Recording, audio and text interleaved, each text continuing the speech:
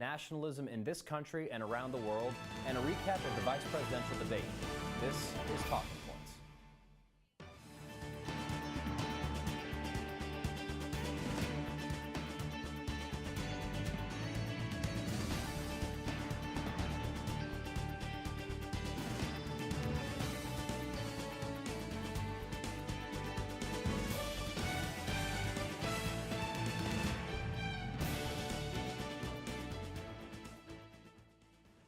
Welcome to the October 6th edition of Talking Points. I'm your host, Alex Amico, and here are tonight's top talking points. Hurricane Matthew is projected to hit the coast of Florida. The Category 4 hurricane has already killed 264 people in Caribbean countries and appears as though the U.S. will get the worst of it. Florida is attempting to evacuate 1.5 million citizens, with Governor Rick Scott telling people, "This storm will kill you." Residents are bracing for the worst as the hurricane could directly hit the coast. President Obama's approval ratings have gone up yet again. The president is at a 55% approval rating, the highest of his second term. 89% of Democrats said that they like the job Obama is doing, and 56% of independents say the same. However, only 13% of Republicans approve of the president. These numbers could be a good sign for Hillary Clinton, who's hoping to benefit from Obama's popularity. The FBI secretly arrested an NSA contractor in August for possibly stealing secret government information. The contractor is facing charges for theft of government property after police seized thousands of hard copy and digital files containing top secret information from his home. The FBI is still investigating his possible motive. And over the past few years, nationalism has emerged as a prevalent political ideology. The devotion and loyalty to one's own country has become a disruptive political force in the world over. Here to tell us more about how nationalism is affecting the political climates in the U.S., Asian countries, and Europe are Talking Points political correspondents Josh Carney, Elijah Shama, and Thomas Viola. Guys, thank you for joining us. So, Tom, I want to start with you. Probably the best example of a nationalistic trend winning a big victory recently has been the Brexit vote. Talk a little about nationalism's influence on that. Well, it's important to understand the difference between nationalism and what's driving Brexit. Nationalism inherently is about believing that your race or ethnicity or national culture is superior to another country's. Brexit was more about a kind of angst about British control of their own destiny, British control of their own government, as opposed to following rules from the EU. Britain was never really a big fan of being in the EU. They still had their own currency of the pound. They were a very special circumstance, and they didn't play by all of the same rules, and that's sort of why they started to fall off and eventually decided to just leave. And so in terms of the future of the UK with Brexit, you know, the godfather of Brexit, Nigel Farage, the head of the United Kingdom Independence Party, he's retiring after the victory he's sort of worked his whole career toward. What's going to happen next for the country? Well, as UKIP sorts itself out, essentially, they are in a great state of disarray with the retirement of Farage. Theresa May is taking the charge as Prime Minister, and she is moving forward with the Brexit deal. They have already announced that they've begun the negotiations with the EU, and the target date is somewhere in 2019 for a complete split. Okay, now going to the other side of the world in Asia, Elijah, one country where we've seen a great deal of this trend recently is Japan, specifically with Prime Minister Shinzo Abe. Talk a little about that. Well, it's really interesting because when we look at Shinzo Abe, we're looking at kind of the same thing. With the Leave vote in the UK, opposition didn't really have themselves sorted out. So the Leave vote knew what they wanted, but the other parties didn't really. And the same case kind of happened in Japan. The opposition in Japan is in a complete state of disarray. They haven't been able to form any kind of coalition. So that's led to Abe just winning these landslide victories. And this is a man that is revisionist and does not like the place that Japan is in right now and wants to make it more of a military power, more of an aggressive power, and reassert itself in the Asian sphere. So Japan, it's only really had a defensive army due to its pacifist constitution since World War II. If Abe is able to sort of get away from that and go into a new direction for Japan, what sort of effect could this have on regional conflicts like the dispute over the South China Sea, let's say? I think if he does get that revisionism in, and they do end up having a very strong military presence in the region, it completely destabilizes it. China's not used to someone threatening them on that kind of level, and tensions are already tense between the two. It really shifts the balance of power in a way that would make China nervous, and when China's nervous, bad things happen. And so with regards to the conflict in the South China Sea and the stabilization of East Asia, another country that's had a new leader with sort of different views is the Philippines. Talk about some recent developments there with the U.S. military bases. Basically, Duterte said that he wanted to, quote, break up with the U.S., and he's looking at these agreements that we have. He says he doesn't need U.S. aid, he doesn't need Europe. But the thing is, he really does. Their economy needs that aid, one, and two, if we don't have those bases in the Philippines, the closest operating base that we'd have would be Australia. That takes the U.S. very far out of that region. It takes us very far out of the South China Sea. So if something is going to happen, a U.S. response would be very delayed. And bringing it all back to the United States, Josh, how has nationalism been manifesting itself in the U.S., specifically in the context of the presidential election? Nationalism has been provided a platform with the Trump candidacy, and it's become a pretty prevalent issue amongst his campaign. But the main problem that we're noticing in the past few years is that within the roots of nationalism, there's a lot of deeply rooted racism, which is actually coming out and affecting not only the presidential campaign and the presidential candidate, but it's also affecting how nationalism is perceived on an entire level within the United States. Now, this white nationalism sort of racist ideology, it is a fringe ideology, but they do have some political capital, right? Right, and specifically you see them trying to gain political clout, whether that's through think tanks or whether that's David Duke running for Congress, who is the former grand magician of the Ku Klux Klan, who actually endorsed Trump for president. And Trump did not originally totally denounce David Duke. He actually tried to play it off, which is why many are concerned that his brand and his candidacy are actually a breeding ground for this type of inherent nationalism that's also a breeding ground for inherent racism. All right, Josh Carney, Elijah Shama, Tom Viola, thank you very much. Coming up on Talking Points, where can you register to vote in Syracuse? Who won the vice presidential debate? And are there any updates on the ongoing conflict in Kashmir? All this after the break.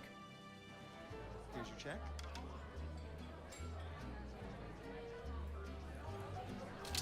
Oh, you got it. You know, since I got rid of my car, I really enjoy walking. Okay. Got it. No. Getting pulled over for buzz driving could cost you around $10,000 in fines, legal fees, and increased insurance rates. Oh, you're home early. You live with your mom? That'll set your game back a few years. Buzzed, busted, and broke. Because buzz driving is drunk driving.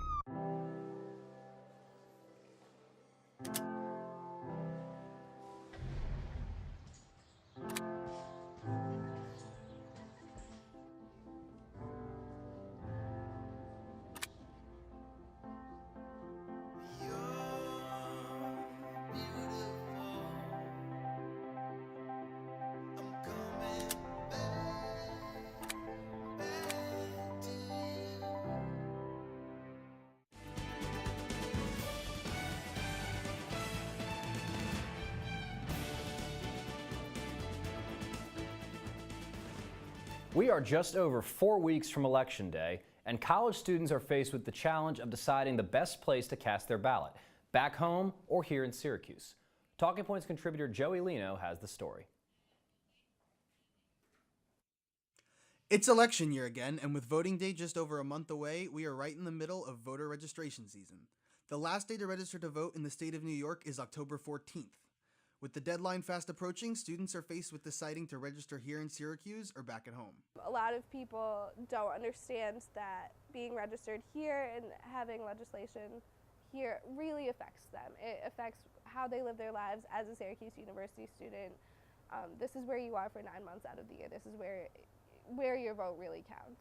Some may prefer to stay registered where they're coming from. It's a big presidential election year, so in swing states, their vote may matter a bit back home. If that's where they want to target their vote to try to swing the presidential election one way or the other, I'm all about that. In the midterm elections in 2014, only 17% of college-age citizens voted. Organizations like the New York Public Interest Research Group, or NYPIRG, are trying to change that. If people in the city see students up here being engaged and caring about the issues, then we'll be able to work together and find solutions that are going to benefit everybody. NYPIRG will be doing voter registration at tables all over campus from now until October 14th. Joey Lino, Citrus TV. The first and only vice presidential debate of the 2016 campaign season took place Tuesday night at Longwood University in the battleground state of Virginia. With multiple polls taken prior to the debate showing that more than a third of Americans either have no opinion or haven't heard of the two vice presidential nominees, this was their opportunity to introduce themselves to voters. Hillary Clinton's running mate, Virginia Senator Tim Kaine, and Donald Trump's running mate, Indiana Governor Mike Pence, squared off in a more policy-heavy discussion than the first presidential debate. Here for a recap on Tuesday's debate is Talking Points contributor Paul Dwyer. Thanks, Alex. In most presidential election cycles, the vice presidential debate is not a huge factor in the minds of voters when they cast their votes on Election Day. And with two of the most polarizing nominees in modern American presidential politics on the top of the ticket, the vice presidential nominees this year may have even less of an effect. However, based on their debate performances, each campaign clearly had a goal for what they wanted to get out of the debate. Governor Mike Pence acted in a calm and controlled presidential manner throughout the debate. He showed a clear knowledge and understanding of conservative policy in his responses, which Donald Trump was unable to do consistently in his first debate. Pence may have won over some skeptical Republicans as well as some independents concerned about Trump's temperament because of his approach to this debate. Senator Kaine, on the other hand, acted more as an attack dog against Pence. He brought up controversial remarks Trump has said and put Pence in a position to defend him. This strategy worked on multiple occasions, especially if Pence dodged the question and Kaine called him out on it. The downside of this strategy, though, in which he interrupted him 70 times, is that it came across to some voters as rude. The Clinton camp is happy with Kaine's performance and that he brought up a lot of Trump's negatives that don't sit well with key voting blocs. Overall, the majority of pundits and political reporters agreed that Pence was the winner of the debate. CNN ORC instant poll was 48-42 in favor of Pence. Pollsters agree that it's little or no effect on the polls, but that did halt Clinton's momentum heading into Sunday's second presidential debate. And it gives Trump somewhat of a blueprint to help him improve on his debate performance. Back to you, Alex. Thanks, Paul. Kashmir remains one of the world's hot spots for violence, and it appears things are getting even more hostile. The mountainous region that borders Pakistan and India is one of the most militarized zones in the world. Both countries claim the region as their own, but each only has partial control. Earlier this week, Indian soldiers killed 3 militants trying to attack an army base on India's controlled side, which comes nearly a month after an attack at the border left 18 dead. Understanding the violence today and what the future holds comes with an understanding of the past. Talking Points international correspondent Tom Austin is here to help us understand it all. Tom, thank you for joining us. Thanks for having me. So let's start. Who controls the territory? Who controls Kashmir? Yeah, so as you said, both India and Pakistan have their own regions. There's this line of control that serves as kind of the de facto border, separating the northern westernmost side, where Baltistan and Azad Kashmir is, which Pakistan has dominion over, and the southern easternmost side that has Jammu and Kashmir, which India has control of. So this whole divided control, looking back, how did this all come about? How did it come into existence? Well, it really starts when the British had control over the region, and once they were trying to move out of India, the central and southern part of India was controlled by mostly Hindus, whereas the eastern and northern western part were controlled by Muslims.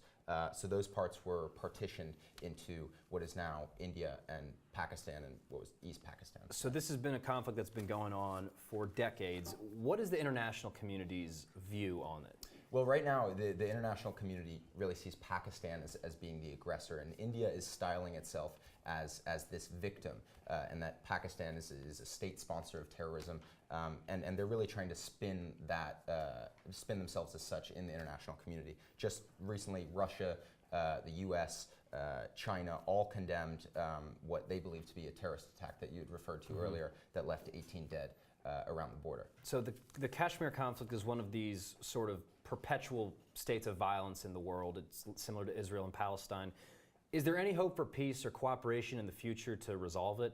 Well, right now there doesn't look like there's much compromise at the moment. You have the Home Minister of India calling Pakistan a terrorist state.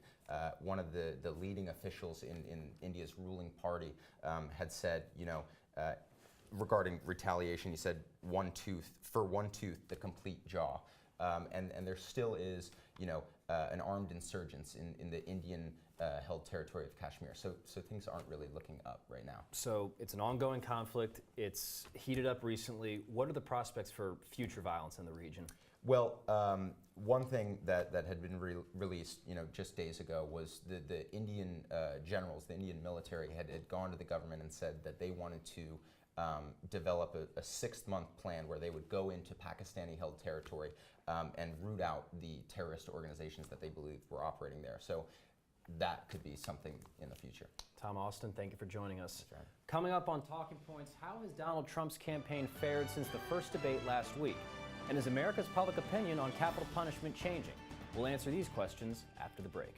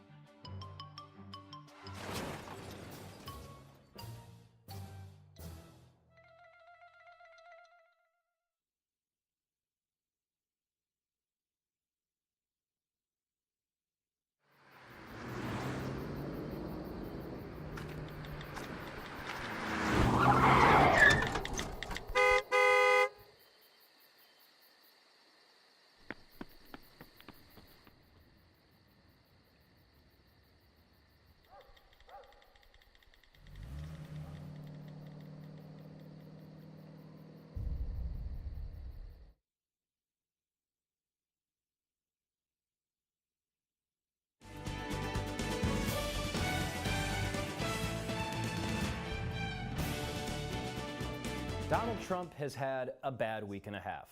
After a public opinion poll showed him losing to Hillary Clinton in the first debate, Trump needed to deal with nearly a dozen controversies this week. He fought with former beauty queen Alicia Machado over her weight and seemed to say that soldiers with PTSD were not strong. Reports came out that he tried to fire women at his golf course that weren't pretty enough and that he sexually harassed women while on The Apprentice. Trump repeatedly tried to attack Bill Clinton for past sexual behavior, which seemed to backfire, especially after 3 Playboy videos featuring Donald Trump surfaced. USA Today, which has never endorsed a candidate, said Trump is, quote, unfit to be president, and The Atlantic, which has only ever endorsed LBJ and Abraham Lincoln, gave their support to Clinton. The Trump Foundation was forced to stop fundraising, and it was revealed that Trump illegally spent money in Cuba in the 1990s. And all of this wasn't even the worst news he received. On Monday, the New York Times released a report that showed in 1995, Trump declared over $900 million in losses on his taxes, which means he could have avoided paying income tax for up to 18 years. All of this is combined to be a very bad week for the Republican nominee. And here to break down what all these controversies mean to the Trump campaign is Talking Points election correspondent Dan Prager. Dan, thank you for joining us. Thanks. So, that was a mouthful. Let's Sure start was. with taxes. What does this tax report mean for the Trump campaign? Oh man, that was really a mouthful. And it's important to remember that this tax thing isn't illegal. Some people may think that it's illegal that Trump's not paying taxes. Trump has even said he has a responsibility to not pay taxes, to take as many deductions as he can. You heard in the VP debate, Pence said to Kaine, do you not take every deduction you can on your taxes? So that's not really what the Clinton campaign is going for here in trying to make Trump lose voters among this. It's really that Trump is hypocritical and just a bad businessman. So 61% of people said that not paying taxes is unconstitutional. And Unpatriotic. Unpatriotic, I'm sorry, my bad. But anyway, so really these voters, especially in Rust Belt states, Ohio, Pennsylvania, Wisconsin, Michigan, they see Trump as the hero of the middle class, somebody that will do anything to protect them. And the Clinton campaign is trying to go after this image after all of these people are really thinking Trump may not be who we thought. Joe Biden actually had a really good quote on this. He really summed up what the Clinton campaign is trying to do, and we actually have a clip of that to listen in. As somebody who lives at the top of the world in a penthouse overlooking the world, be in a position where he doesn't feel any obligation at all to pay any federal income tax, to support the military, to support education, to support our foreign policy. Since when is that a patriotic thing to do? Can you imagine any other president that's existed to ever say that and be proud of that? I can't fathom it. So how does he respond to this? How does Donald Trump respond to this?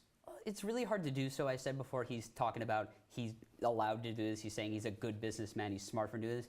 But another way you could really do do with this is release his 2015 tax returns, which he could still do.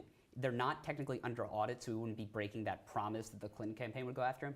And he could also take away some of the deductions that he would normally take on his taxes to make it look better politically. So he could just do that. So going back to the laundry list of controversies that I mentioned at the beginning, is there one that sticks out that could hurt him the most? Is it sort of a death by 1,000 cuts, or is he the Teflon Don, or none of these going to matter? The 1,000 cuts is looking pretty accurate right now. But the one that could hurt him the most is the Cuba controversy. Newsweek put out a report early last week that Donald Trump spent some money in Cuba looking after a project. Now, this project, it was illegal to do so because the embargo in Cuba was still in effect. You were not allowed to put any money into Cuba without government approval. And so he sent people in and basically paid them back under the guise of charity, which is a little bit of a shady thing to do. Now, this is really important, especially in Florida, which is really close right now, where these Cuban voters, which make up a big section of the Florida voting bloc, could just stay home at the polls if they see that Trump is not really helping them out. It's important to remember that Clinton was in favor of ending the embargo, so that she's not looking to pick up these voters. She's just hoping to stay home. Exactly. So after this bad week, how does he change his strategy? Does he change his strategy? Does he keep doing what won him the primary? How does he go from here with his strategy? I can't see it any other way that he keeps doing what he's doing. It's more important where he's going. Because last week, before this debate, he was looking really good in Colorado, in Pennsylvania. He was picking up leads that he really needed to hold. He had Nevada and Arizona pretty solidly. But after this week, a lot of those states have swum back. Colorado is up about 10 points for Clinton. All of the Rust Belt states except Ohio, even Ohio in some polls, are going toward Clinton. So all of the states that he really could have won, he's lost Nevada. He may even lose Arizona now. So now he's got to go back to all of those states in the West Coast. He really does need to win 2 Rust Belt states, including Ohio, to win the election. So he's got to go to all of these states to really Dan Prager, thank you for joining us. For the first time in 45 years, the death penalty has lost majority support in the United States. The Pew Research Center released a poll over the weekend which found that just 49% of Americans support capital punishment. A few days after this poll was released, however, the state of Ohio announced that they will begin executions again in January for the first time in 3 years. This pause in executions was a result of lethal drug shortages. Ohio has now come up with a new 3-drug combination that allows them to carry out executions once again. Here with more details on the current state of capital punishment in the U.S. is Talking Points contributor Galat Malamed. Galat, thank you for joining us. Thanks for having me. So what's the controversy surrounding Ohio's decision to start implementing capital punishment again? So Ohio's last execution, which was in 2014, was actually very controversial itself. They used a different 3-drug combination than what they have now, and that combination, it took the prisoner 25 minutes to die. So that was already highly controversial for being inhumane. And they've just had a lot of trouble getting drugs recently. They tried to do it from overseas, which the federal government deemed illegal, and this new 3-drug combo they have is constitutional, but the ACLU of Ohio wants to know where these drugs were made, where they were purchased, and if this will be carried out in a humane manner. So this 3-drug combination, how does that compare to the execution practices of other states? Yeah, so currently 31 states do have the death penalty, and for all of them, lethal injection is the most popular means of execution, like Ohio.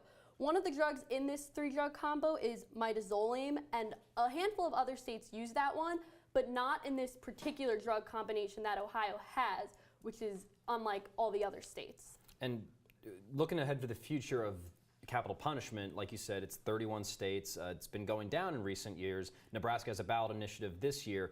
What's the future of capital punishment look like in the United States? Yeah, actually 9 out of the 19 states that don't have capital punishment right now, they outlawed it in the last 5 years. And also in the last 5 years, you could see with public opinion, there's been a downward trend of those who favor the death penalty, upward trend of those who oppose it. Same when you look down all political lines, Democrats, Republicans, Independent. There's been a downward trend amongst those, pretty steep for Democrats actually.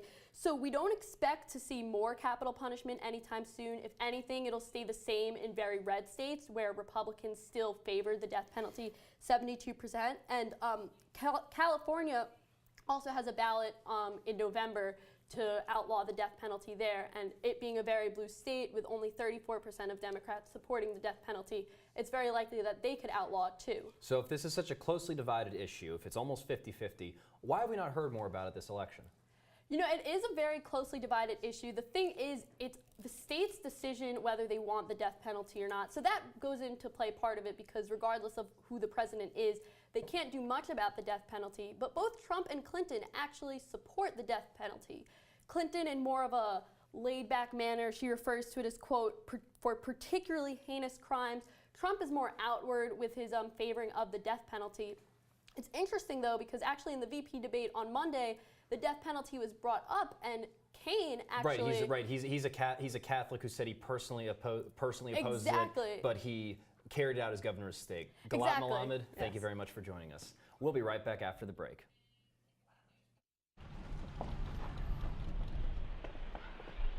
Got a quarter?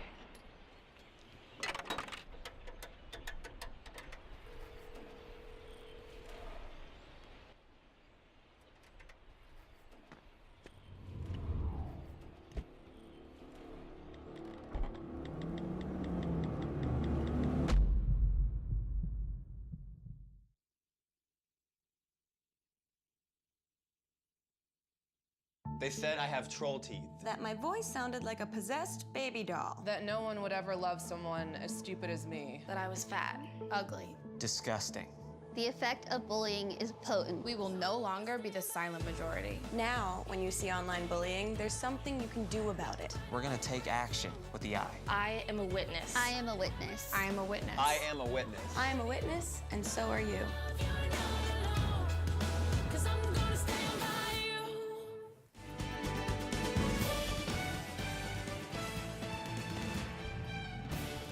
Finally, there has been a disturbing development in the world of journalism this past week that you may not have heard about, and I wouldn't have heard about had it not been for a chance encounter a few months ago. Back in July, during the coup attempt in Turkey, I came across a journalist's Twitter account that was providing more context and detail for the events than any others that I'd seen. It was a man named Mahir Zanalov. He writes for the Huffington Post and Al Arabia, analyzes Turkish issues, and tweets in both English and Turkish. I followed his account and kept following him after the coup attempt was quashed. In the months that followed, Zanalov tweeted incredibly detailed reporting about Turkish President Erdogan's response to the coup.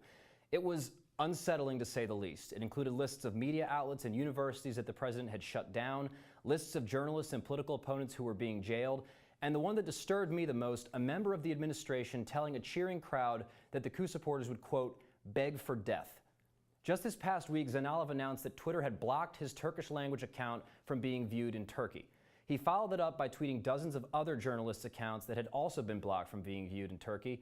According to Zanalov, Twitter blocked his and other journalists' accounts at the request of the Erdogan administration for charges such as instigating terrorism. If you care about the freedom of the press, this is something that should deeply concern you. A private company blocking the accounts of journalists who are critical of a government at the request of that government for such bogus charges as the ones given by Erdogan is utterly indefensible. By blocking dissent from being viewed in the country that needs to hear it the most, Twitter has effectively acted as an arm of a power-hungry regime that is hurtling dangerously close to autocracy. Their mission statement is, quote, to give everyone the power to create and share ideas and information instantly without barriers. With these account suspensions, they have broken that promise. Justice William O. Douglas once wrote, quote, we have as much or more to fear from the erosion of our sense of independence by the omnipresent electronic ear of the government as we do from the likelihood that fomenters of domestic upheaval will modify our form of governing. Apparently, Twitter disagrees. When a platform from ideas, as they claim to be, does not act as a bulwark against government repression of dissent, and instead is complicit and even active in furthering it, it has abdicated its responsibility and inexcusably undermined the flow of information to people who desperately need it. That's all the time we have tonight. Thank you very much for joining us on Talking Points. Be sure to follow CitrusTV on Twitter and Instagram, as well as all of our content on the brand new CitrusTV.com website. I'm Alex Amico. Have a great evening, Syracuse.